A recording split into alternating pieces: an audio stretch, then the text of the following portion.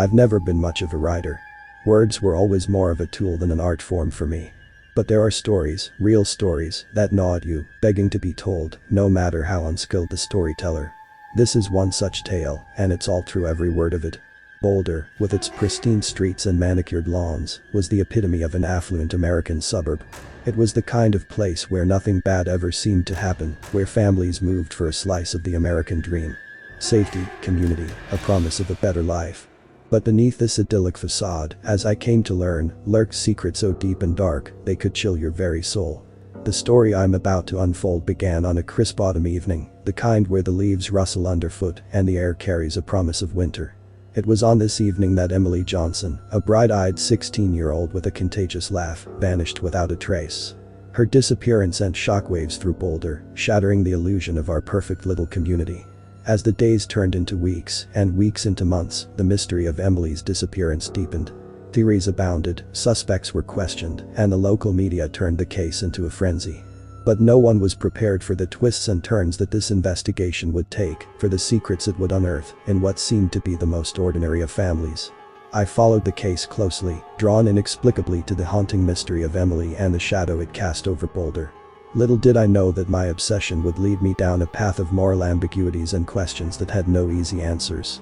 But let's start at the beginning, where all stories should, on the night Emily Johnson disappeared from Boulder, leaving behind nothing but a trail of whispers and a town forever changed. That night, the kind that makes you pull your jacket a little tighter, was like any other in Boulder until it wasn't. Emily Johnson, with her cascading brown hair and a smile that could light up the darkest of rooms, was at the heart of it. She was the kind of teenager you'd imagine flourishing into something remarkable: a star athlete, a brilliant student, beloved by friends and family alike. Emily had spent the evening at her friend Sarah's house, a mere 2 blocks away from her own home. It was a routine visit, filled with laughter, homework, and the usual teenage chatter. When she left at around 9 p.m., Sarah watched her walk down the front path, her silhouette gradually swallowed by the night. That was the last time anyone saw Emily Johnson. When Emily didn't come home that night, her parents, David and Laura Johnson, were initially not alarmed. It wasn't like Emily to stay out without calling, but they reasoned perhaps she'd lost track of time. As hours ticked by, worry crept in. Calls to her friends yielded nothing. By dawn, panic had set in. The police were called. Detective John Miller, a man in his early 50s with a keen sense of duty and a reputation for being a relentless investigator, was assigned to the case. Miller, a father himself, felt the weight of the Johnsons' distress. He promised them he'd do everything to find their daughter. The initial search was extensive. Police combed the neighborhood, volunteers posted flyers, and the local news picked up the story. Yet, there was no sign of Emily, no clue as to where she might have gone, or what could have happened to her. Rumors started to swirl. Did she run away? Was she unhappy? Did someone take her? The community, once so tight-knit, began to fracture under the strain of the unknown. Neighbors eyed each other with suspicion, and the once friendly streets of Boulder felt cold and unwelcoming. Meanwhile, the Johnson family struggled to cope. David, a successful lawyer, threw himself into aiding the investigation, while Laura, a homemaker, seemed to retreat further into herself, her anguish a silent scream. Emily's younger brother, Mark, just 12, was confused and scared, his sister's absence a gaping hole in his life. As days turned into weeks, with no leads and no breakthroughs, the case of Emily Johnson started to grow cold. Detective Miller, however, refused to give up. He sensed there was more to this story, layers that were yet unpeeled. His gut told him that the key to unraveling this mystery lay closer to home than anyone realized. But little did Miller know, as he dug deeper, the foundations of his beliefs and morals would be shaken, and the truth, when it finally came to light, would be more complex and heartbreaking than anyone could have imagined. As autumn faded into a harsh winter, the picturesque streets of Boulder seemed to mirror the coldness of the mystery surrounding Emily Johnson's disappearance. Detective Miller, with his unwavering resolve, turned his focus to those closest to Emily, her family. The Johnsons, on the surface, were an ideal family. David, a respected lawyer, was known for his sharp intellect and commanding presence in the courtroom. Laura, with her warm smile and community involvement, was the picture of a devoted mother. Together, they presented an image of a successful, happy family. But as Miller soon discovered, appearances can be deceiving. Interviews with Emily's friends revealed a different picture.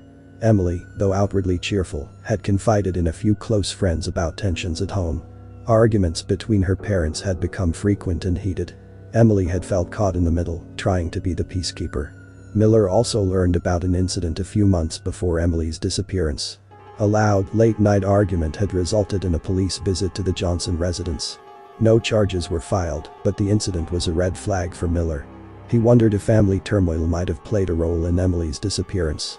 The detectives' interviews with the family members themselves were revealing in their own way. David was cooperative but guarded, insisting that their family life was normal and happy. Laura was more emotional, her responses often tinged with a palpable sadness. Mark, the younger brother, was reticent, his answers short and devoid of any insight. Miller's experienced eye caught subtle inconsistencies in their accounts. Nothing overt, but enough to raise suspicions. He began to delve deeper into the family's past, seeking any clue that might shed light on the present. What he found was a history of carefully concealed fractures. Financial pressures, David's alleged affair, Laura's battle with depression, and Emily's increasing isolation. The image of the perfect family began to crumble, revealing a more complex and troubled reality. Yet, none of this provided any concrete evidence of what happened to Emily. There were no signs of foul play, no clear motive for her to run away. The case was maddening in its lack of definitive leads, but Miller was undeterred. He sensed that the key to unlocking the mystery lay in understanding the family's dynamic and uncovering the secrets they were so desperately trying to hide. As the investigation continued, the media's interest in the case only grew, with Boulder finding itself under an unwelcome national spotlight. Theories and speculation ran rampant, adding to the pressure on Miller to solve the case. But he remained focused, convinced that the truth was buried beneath a veneer of the perfect suburban family, waiting to be unearthed. The days turned to weeks, and the mystery of Emily Johnson's disappearance remained unsolved, casting a shadow over Boulder. Detective Miller felt the weight of public scrutiny as the case attracted national media attention. Each day brought new reporters, new theories, and new demands for answers he didn't yet have. In the midst of this media frenzy, Miller continued his meticulous investigation. He revisited the Johnson home, looking for overlooked clues, and re-interviewed Emily's friends, teachers, and acquaintances. Each piece of information, no matter how small, was a potential key to understanding Emily's fate. The media attention, while overwhelming, brought forward new witnesses and tips. Some were far-fetched, but others provided interesting insights. One tip in particular caught Miller's attention. A local convenience store clerk reported seeing Emily on the night of her disappearance, looking anxious and repeatedly glancing over her shoulder. This sighting, uncorroborated by other evidence, added a new layer of complexity to the case. Miller also faced ethical dilemmas during the investigation. He wrestled with the decision to publicly disclose certain details that might compromise the family's privacy, but could potentially lead to a breakthrough. Balancing the need for public assistance with the Johnson family's right to privacy was a constant challenge. As he delved deeper, the detective began to see the fractures within the Johnson family more clearly. David's professional facade hid a man under enormous stress, grappling with financial troubles and personal indiscretions. Laura, once the pillar of the family, was struggling to maintain her composure, her emotional state deteriorating as the case dragged on. Miller's interviews with the family became more pointed, his questions probing deeper into their relationships and personal lives. He noticed the subtle shifts in their dynamics, the unspoken tensions, and the guarded looks they exchanged. The family, once united in their grief, now seemed to be splintering under the strain. Meanwhile, Boulder's residents grew more anxious and divided. Some sympathized with the Johnson family, while others whispered suspicions. The constant media presence only amplified these tensions, turning the town into a pressure cooker of rumors and speculation. In this heated atmosphere, Miller continued to pursue every lead, however tenuous. He revisited old case files, looking for patterns or similar incidents. He consulted with experts in psychology and criminal behavior, seeking insights into what might have happened to Emily. Despite his efforts, the breakthrough he hoped for remained elusive. The case seemed to be at a standstill, with no clear direction. But Miller was not one to give up easily. He knew that the key to solving the mystery was there, hidden in the web of secrets and lies that enveloped the Johnson family and the seemingly perfect community of Boulder. The answer was there, waiting to be uncovered, and Miller was determined to find it. As winter gave way to the hesitant bloom of spring, the case of Emily Johnson's disappearance remained cold, but Detective Miller's resolve did not waver. He sensed the answer was hidden in the shadows of the Johnson family's seemingly perfect life. His investigation, now more focused within the family, began to unravel secrets long buried. The detectives' relentless probing revealed that the Johnsons were far from the ideal family they presented to the world.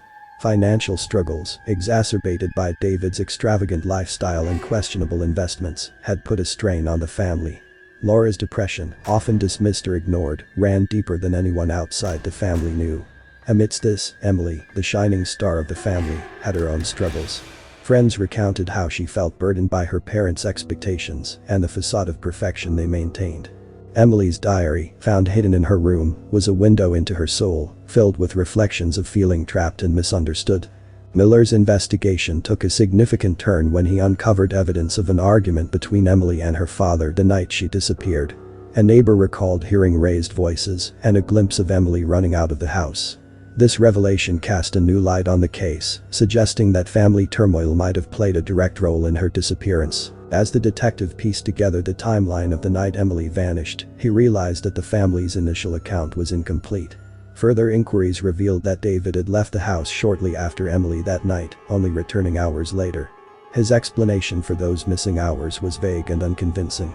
Laura, when confronted with these new findings, began to unravel. Her initial compassed facade gave way to a mixture of fear and guilt. Under intense questioning, she revealed that the family had been struggling with Emily's rebellious behavior, her resistance to the life they had planned for her. Miller also learned about a mysterious figure in Emily's life, an older boy from a neighboring town whom she had been secretly seeing. This boy, unknown to her parents, might hold the key to understanding Emily's state of mind before she disappeared. But every new revelation seemed to lead to more questions. The evidence was circumstantial, the leads tenuous. The Johnson family, once cooperative, began to close ranks, their lawyer advising them to limit their communication with the police. The fractured family, the mounting secrets, and the lack of concrete evidence made the case a labyrinth of complexities. Miller felt the pressure of the case weighing on him.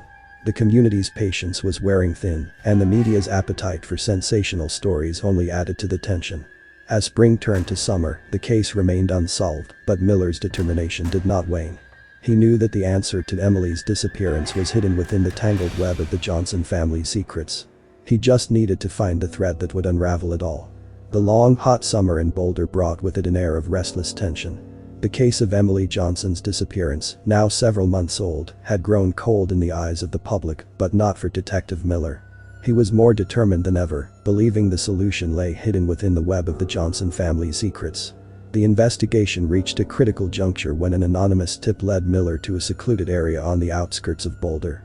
There, partially buried under a pile of leaves and debris, he found a backpack. It was unmistakably Emily's, identified by her parents with a mix of hope and dread. Inside, among the usual teenage paraphernalia, was a crumpled letter addressed to Emily from the mysterious older boy. The letter hinted at plans to meet the night she disappeared, suggesting a possible rendezvous gone wrong. This discovery reinvigorated the investigation. Miller, with renewed urgency, tracked down the boy mentioned in the letter. He was a 19-year-old from a neighboring town, known to have a troubled past. In questioning, the boy admitted to having a secret relationship with Emily, but denied any involvement in her disappearance. His alibi for the night in question was shaky, but without concrete evidence, Miller couldn't hold him. The pressure on the Johnson family intensified. David and Laura, once a united front, began to show cracks under the strain. Laura, in a moment of vulnerability, confided in Miller that she feared what Emily's disappearance was revealing about their family. She admitted that their perfect life was a facade, maintained for the sake of appearances. The real story was one of arguments, unfulfilled dreams, and a daughter caught in the middle. Miller's interviews with the family became more confrontational, especially with David. The detective's probing questions about his relationship with Emily and his activities on the night of her disappearance led to heated exchanges. David vehemently denied any wrongdoing, but Miller sensed a deep-seated guilt behind his anger. As the investigation dragged on, Miller faced increasing scrutiny. His superiors questioned his focus on the family, urging him to explore other avenues. The media, ever present, painted a picture of a stalled investigation, leading to public frustration and doubt. In the midst of this, a breakthrough seemed to emerge. A previously overlooked security camera footage from a gas station near the Johnsons' home revealed a glimpse of a car similar to David's, driving in the direction of the area where Emily's backpack was found on the night of her disappearance. This piece of evidence rekindled suspicions about David's involvement, pushing Miller to dig deeper. But just as the investigation seemed to be gaining momentum, it hit another wall. The car's license plate was not visible in the footage, and there were no other cameras in the area to corroborate the sighting. The potential lead fizzled out, leaving Miller with more questions than answers. As summer turned to fall, the case of Emily Johnson remained an unsolved puzzle. The clues pointed in many directions, but offered no clear path to the truth.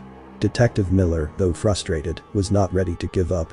He believed the answers were hidden somewhere in the complex tapestry of the Johnson family's life and Emily's relationships. It was a puzzle he was determined to solve, no matter how long it took. Autumn returned to Boulder, bringing with it a year since Emily Johnson's disappearance. The case, once the center of national attention, had faded from the headlines, but not from the hearts and minds of those involved. Detective Miller, haunted by the unresolved mystery, continued his dogged pursuit of the truth. The Johnson family, broken by the year-long ordeal, had retreated into a shell of their former selves. David, once a pillar of the community, was now a shadow, burdened by unspoken guilt and public suspicion. Laura's health had deteriorated, the strain of the mystery and the relentless scrutiny taking its toll. Mark, growing up in the shadow of his sister's disappearance, had become withdrawn and sullen. Miller revisited every aspect of the case, looking for missed connections or overlooked evidence.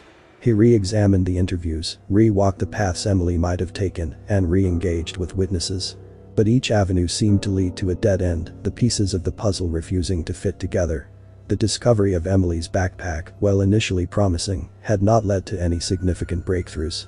The letter from the older boy, the sighting at the gas station, the family's hidden turmoil, all were pieces of a puzzle that remained incomplete. As the anniversary of Emily's disappearance approached, the community organized a vigil.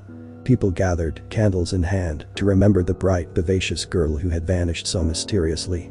The event was a somber reminder of the unsolved case, reigniting public interest and bringing the media back to Boulder. During the vigil, Miller observed the crowd, watching the faces of Emily's friends, her family, and the townspeople. He saw the pain and the unanswered questions in their eyes. It was a stark reminder of the weight of his responsibility to find the truth. In a last-ditch effort, Miller brought in a new team of investigators to review the case with fresh eyes. They pored over every detail, looking for anything that might have been missed. But despite their efforts, no new leads emerged. The case of Emily Johnson, much like the changing leaves of Boulder, seemed destined to remain a haunting, unresolved mystery. The story of Emily's disappearance had become a part of the fabric of Boulder, a cautionary tale of the fragility of suburban peace and the complexity of family dynamics. The community, once vibrant and trusting, had been irrevocably changed. Whispered theories and speculations continued, but the truth remained elusive. As winter approached, marking a year since Emily's disappearance, Detective Miller found himself at a crossroads. Despite his best efforts, the case remained unsolved, a personal and professional defeat. He wrestled with the decision to move on, to pass the case to the cold case unit, but the haunting image of Emily, and the family she left behind, lingered in his mind. The case of Emily Johnson remained, in the end, an enduring mystery, a reminder of the limits of understanding and the shadows that can hide within the most ordinary of lives. For Detective Miller, and for Boulder, the haunting of Emily's disappearance would remain, a ghostly presence in the heart of an American suburb. Years have passed since I first began following the case of Emily Johnson's disappearance. Boulder has changed, and so have I.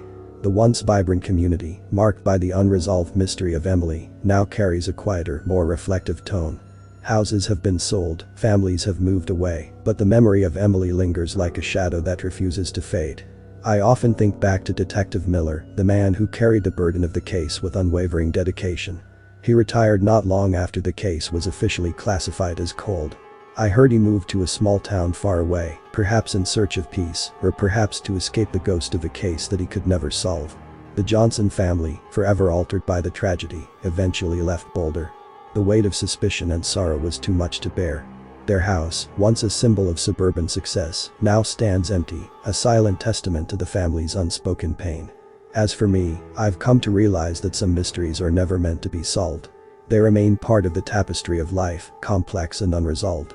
The story of Emily Johnson is one such mystery. It's a story of a family's dark secrets, a community's shattered innocence, and the limits of justice. Sometimes, late at night, I walk the streets of Boulder, passing by the Johnsons' old house, the school Emily attended, the park where her friends gathered to remember her. These places, steeped in memories, whisper stories of what might have been, of a young girl whose life was cut short by circumstances we may never understand. The Haunting of Boulder, as some have come to call it, is more than just the story of a missing girl. It's a reflection on the fragility of our lives, the secrets we keep, and the enduring nature of mystery. In the end, maybe some stories are meant to remain unfinished, leaving us to ponder the endless possibilities of what if. And so, the story of Emily Johnson, the girl who vanished one autumn night, remains an open book, a tale without an end. It's a story that continues to haunt the dreams of those who remember her, a lingering question mark in the history of an American suburb forever changed. Thank you for listening. We hope you enjoyed the video. We highly recommend you watch the next video here. Oops. I'm waiting for you to click. Yes, you've clicked. Happy watching.